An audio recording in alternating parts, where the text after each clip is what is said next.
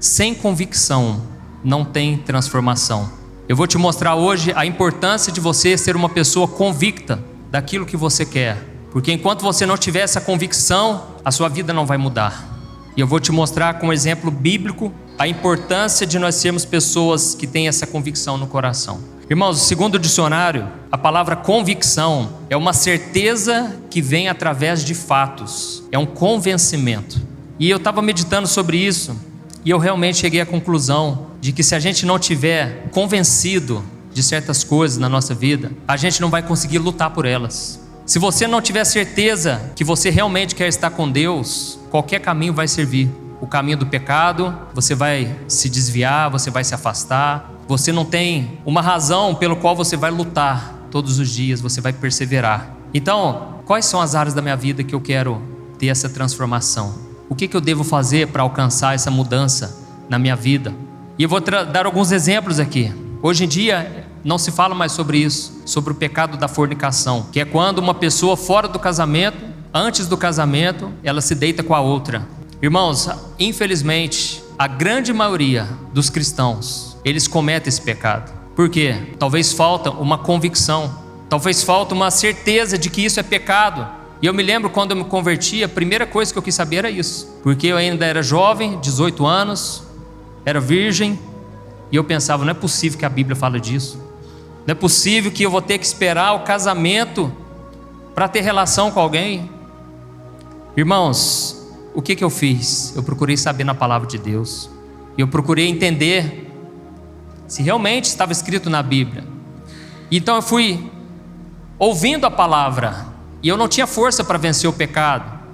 Eu queria experimentar os prazeres deste mundo, mas a palavra de Deus lavou o meu coração, tirou todo o desejo carnal. Graças a Deus eu casei virgem, com 28 anos. E por que eu consegui? Não estou falando que eu sou melhor do que quem já praticou isso, mas estou querendo dizer, eu tinha convicção do que eu queria para a minha vida. Eu sei o quanto isso foi importante para mim. E não somente isso, mas em todos os pecados, se você não tiver uma certeza de que tal assunto, tal coisa é pecado, você não vai ter força para lutar. Porque quando vier a tentação, você não vai ter força. Nós vemos um exemplo disso na vida de Daniel. Daniel, ele foi levado cativo para a Babilônia. Era um lugar distante, fora da sua terra, outra cultura. Só que lá ele descobriu que o rei da Babilônia, ele consagrava as comidas para demônios. Só que a Bíblia diz que Daniel tinha uma convicção, e ele decidiu firmemente no seu coração não se contaminar com as iguarias do rei. Ou seja, você tem que decidir firmemente, tem que ser uma certeza, não pode ter nada de dúvida, porque se tiver a dúvida, o inimigo entra ali, ele sopra mentiras no seu coração, na sua mente, e aí você cai. Talvez você ainda não chegou à conclusão de que se envolver com uma pessoa intimamente, uma pessoa que não é da mesma fé que a sua, isso pode causar problemas. A Bíblia chama isso de jugo desigual, e ela diz que comunhão tem a luz com as trevas, o crente com o incrédulo. Não tem comunhão, não tem como você ter uma intimidade, algo mais próximo com essa pessoa. Você pode ser amigo de qualquer pessoa, mas você não pode criar vínculos fortes com ela, a não ser que ela seja da mesma fé. Talvez você ainda não tenha uma certeza, uma convicção de que é necessário ajudar na obra de Deus, financeiramente, orando, contribuindo. E se você não fizer isso, se você não tiver essa certeza, você vai continuar sendo mesquinho. Você vai sempre achar que não, eu não tenho que dar dinheiro na igreja, eu não tenho que ajudar a ação social, não tenho que fazer nada. E aí você fica avarento, e aí o teu Deus passa a ser o dinheiro, e você começa a trabalhar só para aumentar as suas riquezas. Irmãos, a Bíblia diz lá em Hebreus 11, o versículo 1, que a fé é a certeza das coisas que se esperam, convicção de fatos que não se veem. Olha como é que tem tudo a ver com o dicionário, né? O dicionário diz que a convicção é uma certeza que vem através de fatos, e a Bíblia diz que a fé é a convicção de fatos que ainda não se veem. E o próprio Deus disse, olha, o meu justo viverá por fé. Se existe uma coisa que precisa te acompanhar todo dia, é a fé. E você, como que você vai conseguir ter essa fé? Como que você vai conseguir acreditar em algo que você ainda não está vendo? Porque a maioria das coisas que nós não estamos vendo é o que Deus tem para nós. Aquilo que os nossos olhos ainda não viram, que não entrou no nosso coração, Deus quer fazer na nossa vida. Não somente na eternidade, mas o Espírito Santo quer nos revelar. Ele quer trazer para nós essa realidade. Mas como que a gente vai conseguir ter essa fé? A própria Bíblia diz que a fé vem por ouvir a palavra de Deus. Ou seja, o fato que você precisa para se apoiar está na Bíblia. E é impressionante a quantidade de cristãos que não seguem a Bíblia. Tem coisa que eu vejo e eu pergunto, gente, que Bíblia essa pessoa está lendo? Não existe isso que essa pessoa faz, não é possível. Será que ela não sabe o que está escrito na palavra? E provavelmente não sabe ou não quer obedecer. Então, irmãos, a fé vem por ouvir a palavra. Ou seja, a gente tem que buscar na palavra os fatos para a gente se apoiar. E como que seria isso na prática, né? Pelos exemplos que eu trouxe aqui. Por exemplo, o sexo antes do casamento, o que eu falei? Eu procurei saber os fatos. O que a Bíblia diz, qual é o plano de Deus. E eu fui descobrindo que o sexo foi criado para o casamento. É o sexo seguro, é o sexo agradável a Deus. Na questão do jugo desigual, basta você olhar os exemplos de pessoas da Bíblia. Sansão, Salomão, se deitaram com mulheres de povos estrangeiros e sofreram as graves consequências. Basta você olhar também na vida de pessoas do dia a dia. Então você pode encontrar esses fatos na Bíblia e no seu dia a dia. E aí você vai vendo exemplos bons e ruins, de pessoas que obedeceram a Deus e deu certo, e de pessoas que desobedeceram, para que você não siga o mesmo caminho dessas pessoas. A respeito da generosidade com o reino de Deus, você pode ver exemplos, tanto na Bíblia, quanto nas pessoas, de pessoas que têm sido generosas e Deus tem abençoado. Você vai encontrar pessoas que têm contribuído na obra e não tem faltado nada, apesar da crise que nós estamos vivendo. Então, irmãos, nós precisamos desses fatos, porque senão a gente não tem no que se apoiar. E nada melhor do que se apoiar na palavra infalível de Deus, porque a palavra de Deus não falha, e nela você pode ter segurança, porque o que nós mais temos visto hoje são pessoas querendo relativizar as verdades eternas, mas a palavra de Deus não muda. E é por isso que muitas vezes a gente não vê Deus agindo na nossa vida, porque falta santidade. E o próprio Deus deixou claro na palavra que sem santidade ninguém vai ver Ele, ninguém vai ter intimidade com Ele. Então, irmãos, é difícil? É, mas nós precisamos fazer do jeito de Deus para dar certo. Nós é que temos que nos moldar.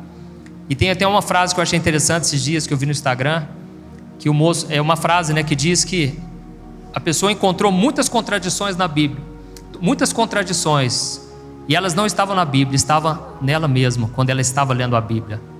Então, quando a gente lê a Bíblia, a gente vê muita coisa errada na nossa vida, e aí a gente precisa nos humilhar, buscar a Deus, e precisamos nos adequar à palavra do Senhor, amém? A Bíblia diz que devemos renovar a nossa mente com a palavra de Deus, para que a gente experimente a vontade do Senhor, que é boa, perfeita e agradável. Você quer experimentar essa vontade de Deus, boa, perfeita e agradável? Então, se amolde, não se amolde aos padrões deste mundo, mas se amolde ao que a palavra de Deus diz. Irmãos, infelizmente, muitas vezes essa convicção, essa certeza, ela só vem quando a gente passa por decepção, quando a gente está sofrendo. É naquele momento que você chega no fundo do poço, você viu que as suas más escolhas te levaram para lá, e aí você chega àquela conclusão: a partir de hoje eu não quero mais fazer a minha vontade. Eu cansei de sofrer, eu cansei de viver longe dos planos de Deus, eu quero fazer a vontade do Senhor. Mas ainda que seja assim, nunca é tarde para você buscar a Deus. Você que hoje se encontra nessa situação, saiba que a partir de hoje pode haver muita transformação na tua vida. Muitas bênçãos podem chegar na tua vida, se você decidir fazer agora a vontade do Senhor. Amém? Eu quero ler rapidamente, meditar com vocês na história de um homem chamado Elias, que a Bíblia diz que ele era um homem igualzinho a nós, sujeito às mesmas paixões, mesmas tentações, mas foi um homem que experimentou transformações na sua própria vida e na sua geração. E eu quero que você abra comigo lá em 1 Reis, capítulo 16. 1 Reis, capítulo 16, o versículo 30. Você vai ver que todas essas transformações que aconteceram na vida dele, na geração dele, foi porque este homem tinha fortes convicções. Ele tinha muita certeza no coração dele. E a Bíblia diz assim, 1 Reis 16, o versículo 30. Acabe, filho de Onri, fez o que o Senhor reprova, mais do que qualquer outro antes dele. Ele não apenas achou que não tinha importância cometer os pecados de Jeroboão, filho de Nebate, mas também se casou com Jezabel, filha de Etbaal, rei dos Sidônios, e passou a prestar culto a Baal e a adorá-lo. No templo de Baal, que ele mesmo tinha construído em Samaria, Acabe ergueu um altar para Baal. Fez também um poste sagrado. Ele provocou a ira do Senhor, o Deus de Israel, mais do que todos os reis de Israel antes dele. Então, irmãos, aqui era o contexto terrível em que a nação de Israel estava vivendo. Aquele rei simplesmente, da noite para o dia, não quis mais andar com Deus, e se não bastasse isso, ele começou a adorar outros deuses, o deus Baal, que era considerado o deus da fertilidade, o deus da chuva. Ele começou a confiar nesse outro deus que não existe, e se não bastasse, ele se casou com uma mulher chamada Jezabel, que até hoje é o símbolo maior de maldade que um ser humano pode ter. E não somente isso, eles levaram toda a nação para o buraco, fizeram o povo de Israel também adorar outros deuses, retirou o altar de Deus lá no templo, colocou um altar para Baal, e talvez eles pensassem, agora estamos fazendo com que o culto a Deus, o Deus Jeová, acabe nessa nação, não queremos saber de nada que tenha a ver com Deus. Só que, irmãos, para Deus só precisa de uma pessoa. Para Deus um só é maioria, um só que não se prostrou diante de outros deuses. Para Deus é o que importa. E então a Bíblia vai falar de Elias, que foi um homem que resistiu a esse rei, um homem que lutou contra esse rei, mesmo correndo grande risco de morte. E nós vamos ver que ele trouxe uma palavra para o rei, uma palavra profética, uma palavra dura de se ouvir. E parece que aquilo gerou a ira do rei Acabe e da sua esposa. Mas nós vamos ver que no final, Deus honrou a fé dele, porque Elias, ele foi ousado, ele teve convicção. E nós vemos aqui na Bíblia, que no final o que aconteceu? Os profetas de Baal, eles morreram através da vida de Elias. Nós vemos que Acabe perdeu o seu reinado, a sua esposa foi devorada por cães, teve um final trágico, e o povo de Deus acabou se firmando novamente com o Senhor. Tudo por causa de um homem que teve uma convicção, ele não teve dúvida no seu coração. Mas o que será que fez este homem ter tanta ousadia, tanta coragem? A coragem, muitas vezes a gente pensa que já vem com a pessoa. Irmãos, coragem, a pessoa corajosa é uma pessoa, na verdade, medrosa, que acabou de buscar a Deus. Você pode estar morrendo de medo, e realmente o inimigo muitas vezes coloca medo no nosso coração. Mas quando você decide buscar ao Senhor, buscar na palavra, orar insistentemente, ali Deus te torna um corajoso. Amém? Então a verdadeira coragem vem de Deus, é Deus que coloca no nosso coração. Então nós vamos ver que ele tinha algumas convicções, e isso trouxe transformações. E aqui no versículo 1, olha o 1 Reis capítulo 17, o versículo 1, que é onde nós vamos meditar de forma rápida aqui. Está escrito assim: Ora, Elias de Tisbe em Gileade disse a Acabe: Juro pelo nome do Senhor, o Deus de Israel, a quem sirvo, que não cairá orvalho nem chuva nos anos seguintes, exceto mediante a minha palavra. Irmãos, essa foi a mensagem que Elias trouxe para aquele rei idólatra, soberbo. E Elias chegou, a primeira coisa que ele disse, ele chegou dizendo: eu juro pelo nome do Senhor. A primeira convicção que Elias tinha é que Deus estava no controle de tudo, que Deus ainda estava no trono, porque o nome mais conhecido da época era o nome do rei Acabe, era o rei de Israel. Mas ele falou: olha, eu juro pelo nome do Senhor. Em outras versões da Bíblia está escrito: tão certo como vive o Senhor. Então ele chegou com muita ousadia, dizendo: olha, existe um nome que está acima de todo nome, o nome do meu Deus, e eu estou jurando em nome do meu Deus. E nós vemos na Bíblia homens e mulheres que tiveram essa mesma convicção. Nós vemos o caso de Jó, que mesmo diante de todo sofrimento, ele disse: eu sei que o meu Redentor vive, e por fim se levantará sobre a terra. Jó, no meio da dor, no meio do sofrimento, ele fez essa declaração: o meu Redentor vive, e eu tenho certeza que uma hora ele vai se levantar. Irmãos, eu não sei quais são as lutas que vocês têm passado, mas vocês precisam ter essa certeza. A gente tem que parar com essa mania de uma hora você está firme e você tem a sua confissão de fé, e aí passa um pouquinho, você já está reclamando dos sintomas, você está reclamando das circunstâncias, ou seja, você está anulando a sua fé. Nós precisamos ser um povo que confessa, que profetiza a vitória, vai dar certo. Você não pode deixar que a incredulidade tome conta do seu coração, porque a Bíblia diz: o homem que duvida é semelhante às ondas do mar, ele não vai receber nada do Senhor. Irmãos, tão importante quanto nós crermos é nós permanecermos em fé, é você continuar crendo até o fim, porque na hora certa Deus, ele vem em teu favor. Amém? Nós vemos o exemplo do apóstolo Paulo lá em 2 Timóteo capítulo 1 versículo 12. Ele disse assim: por essa causa eu também sofro, mas não me envergonho, porque sei em quem tenho crido, e estou bem certo de que ele é poderoso para guardar o meu depósito até aquele dia. Amém? Irmãos, nós podemos ter essa segurança, essa certeza de que Deus é poderoso para cumprir as promessas dele na nossa vida. Você pode ter a certeza da salvação hoje mesmo. Você não precisa ficar na dúvida, com medo. Você pode ter a segurança, porque a salvação é pela fé, não é por obras, para que ninguém se glorie. É a sua fé em Jesus que te traz a salvação. É você crer no que Jesus fez por você, e não por aquilo que você faz, porque se fosse por aquilo que a gente faz, não sobraria ninguém no céu.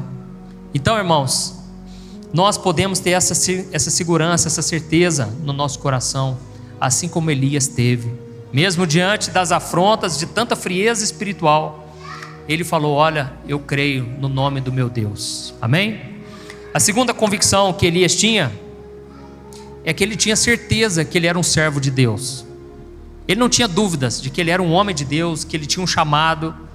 E aqui na parte B do versículo 1, ele disse assim: ó, juro pelo nome do Senhor, o Deus de Israel, a quem sirvo.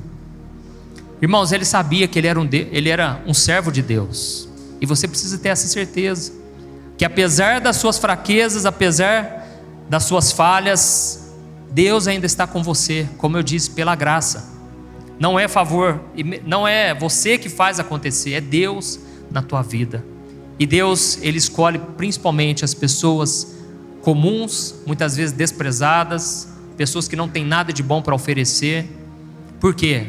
Para que a glória seja somente de Deus. Jesus disse: eu não vim para os sãos, eu vim para os doentes. Eu vim por aqueles que acham que não são nada, aqueles que são desprezados, aqueles que nem sabem se tem um valor ou não. Eu vim por essas pessoas. Então você tem que ter essa certeza de que você é um servo de Deus, de que você é uma pessoa de Deus. Porque o diabo, ele vai tentar roubar a tua identidade. O diabo vai tentar te acusar e te dizer que você não merece, que Deus não pode te usar, que você não é nada. Esse é o papel do diabo. E muitas vezes a gente dá ouvido para ele, e aí a gente fica em depressão, a gente não acredita em mais nada. mas comece a acreditar que Deus está na sua vida também, assim como estava na vida de Elias. Amém? E por fim, nesse versículo aqui, Elias entregou uma palavra. A continuação, ele disse que não cairá orvalho nem chuva nos anos seguintes, exceto mediante a minha palavra. E aqui eu vejo que Elias, ele tinha certeza que o poder de Deus estava à disposição dele. Irmãos, nós servimos um Deus poderoso, um Deus que está acima de qualquer governo, acima de qualquer poder, de principado, potestade. E muitas vezes o diabo, ele tenta nos amedrontar, ele tenta nos pressionar, e a gente começa a olhar as circunstâncias para esse mundo, parece que a gente vê só o mal crescendo, e parece que as pessoas de bem, pessoas de Deus, não prosperam, nada dá certo, parece que no governo, somente os maus é que governam, e a gente vai ficando, se sentindo muito ruim com isso, muito mal com isso. Mas nós devemos acreditar que Deus é que tem poder sobre todas as coisas, e que tudo está debaixo do controle dele. Então, aqui Elias disse que não ia chover, era uma punição de Deus para aquela nação. E ele disse: nos próximos anos não vai chover. E a Bíblia realmente diz lá em Tiago que quando Elias orou por isso, os céus se fecharam, e durante 3 anos e meio não choveu sobre a terra. Olha que profundo, irmãos. Elias entregou uma palavra e essa palavra se cumpriu. E existe uma razão porque essa palavra se cumpriu, e eu gostaria que você fosse comigo lá em Deuteronômio. Deuteronômio capítulo 11, o versículo 16. Que Deus já havia alertado o seu próprio povo, que se eles se desviassem, algo iria acontecer. Deuteronômio capítulo 11, versículo 16. Olha o alerta de Deus.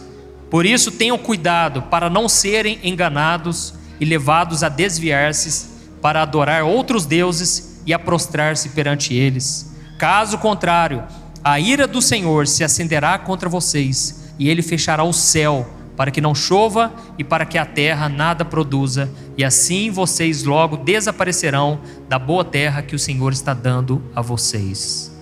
Olha isso, irmãos. Aqui nós vemos um alerta de Deus no Antigo Testamento, e ele estava dizendo: olha, se eu ver que vocês estão idolatrando outros deuses, se eu ver que vocês estão se desviando dos meus caminhos, se prostrando diante de outros deuses, eu vou fechar os céus, não vou deixar que a terra produza nada.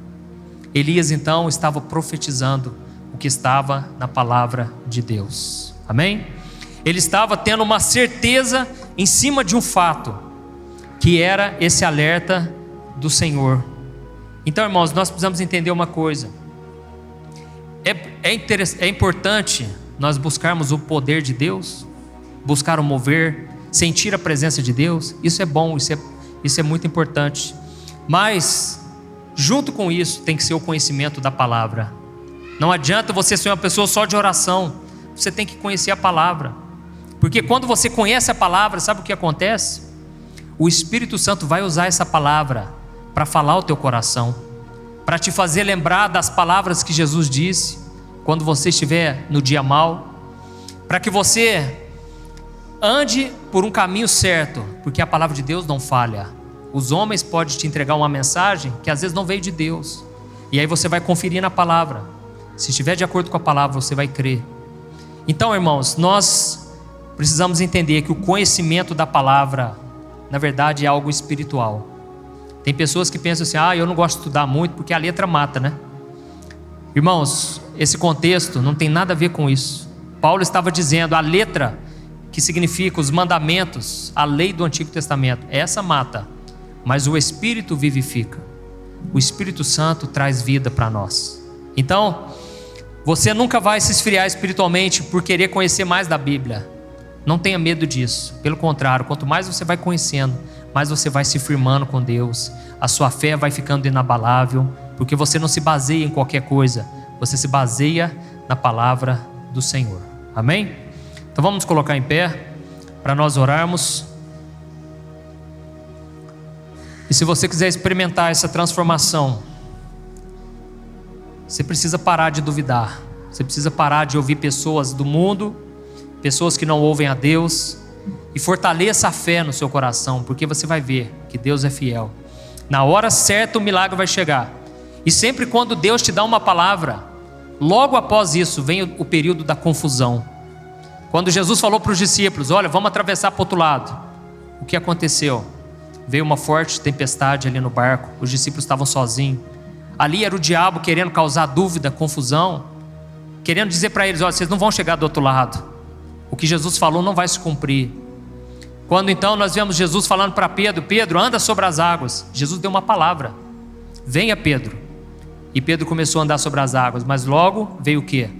A confusão na mente de Pedro, porque o diabo queria roubar a bênção dele. Então ele começou a afundar, ele começou a afogar. Então nunca se esqueça disso. Depois de uma palavra que Deus te dá, o diabo vai tentar colocar confusão. E se você está se sentindo confuso agora, lembre-se de onde foi, de quando Deus falou com você. Lembre-se lá da origem, da promessa que Deus fez. Lembre-se daquilo que queimou no teu coração. E não vá pelos seus sentimentos. Siga essa palavra, porque ela vai dar frutos no tempo certo. Amém? Feche teus olhos e vamos orar. Senhor, meu Deus e meu Pai, estamos aqui na Tua presença e queremos Te agradecer, Pai, pela Tua palavra. Ela é luz para os nossos caminhos, lâmpada para os nossos pés. Pai, a Tua palavra é que nos dá a segurança, a certeza, que não deixa a gente ficar desesperado. É somente a Tua palavra, Pai, que limpa do nosso coração todo o desejo pelas coisas do mundo. É a Tua palavra que nos santifica, Senhor. Santifica-nos na Tua palavra. Esta foi a oração que Jesus fez por nós. E nós Te pedimos, Pai, cumpra em nós a Tua vontade. Pai, nós muitas vezes, por falta de convicção, por uma certeza, a gente tem vivido em cima do muro. A gente tem andado desviado, longe dos Teus caminhos. Mas, Senhor, nós queremos a partir de agora ter uma certeza daquilo que o Senhor tem para nós, daquilo que nós queremos para a nossa vida. Pai, eu sei que muitos aqui têm sonhos, têm projetos, têm planos, mas estavam abalados porque parece que nada acontece. Senhor, nos firma de novo nessa rocha, que a gente não venha ficar na dúvida, porque a dúvida é do diabo, mas que a gente venha dizer sim, sim, não, não. Que a gente venha ter convicção de que nós estamos no caminho certo, obedecendo ao Senhor. Nos dê força, Pai, para renunciar à carne, para renunciar ao pecado. Hoje nós vamos participar da Tua mesa, Senhor. Queremos limpar, lavar o nosso coração neste momento. Pai, nos perdoe, Senhor, pelos nossos pecados. Nos perdoe, Senhor, pela dúvida, Senhor, pela incredulidade. Nos perdoe por não confiarmos no Senhor como deveríamos. Em nome de Jesus, Pai, dá-nos da Tua paz, da Tua segurança, e que a gente possa andar de glória em glória, não de derrota em derrota, mas de vitória em vitória. Em nome de Jesus, meu Pai, nós oramos e Te agradecemos. Amém. Glória a Deus.